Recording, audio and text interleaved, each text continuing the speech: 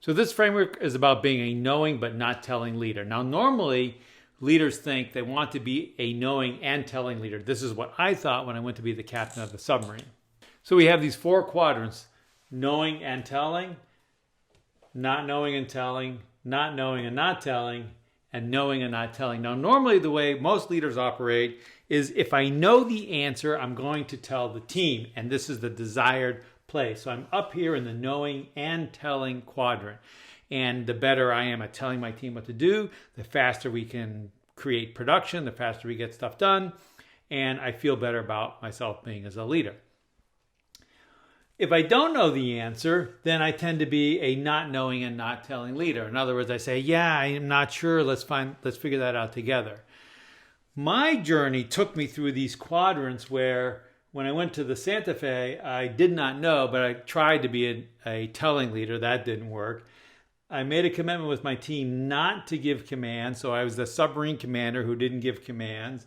And I still didn't know the ship, so I was not telling and not knowing. But eventually I learned the submarine. So I became a knowing leader, and I'd seen how powerful it was to not tell my team what the answer was. Because when you do that, you're developing leaders, not just developing people who need you to tell them what the answer is.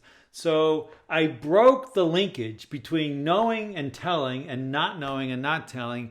And I tried to live up here in this quadrant, which was the knowing but not telling quadrant. And this is very hard to do because when you know the answer or you think you know the answer and your team comes up to you and they say, hey, we got a problem. What should we do?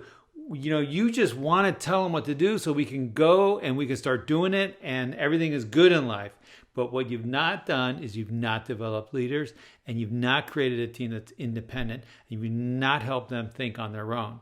What you've done is just made them dependent upon you. So the idea is know your job, know the answers as much as possible, but you decide whether you want to be a telling or not telling. So break the linkage between knowing and telling and not telling, and try and operate in this knowing but not telling quadrant where you're focusing on the long term and you're focusing on building leaders rather than just people doing what they're told. The other problem with operating in the knowing and telling quadrant is you stifle learning in the team.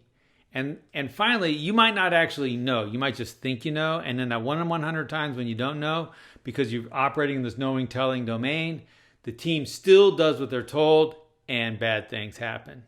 That's why you want to operate in the knowing but not telling quadrant.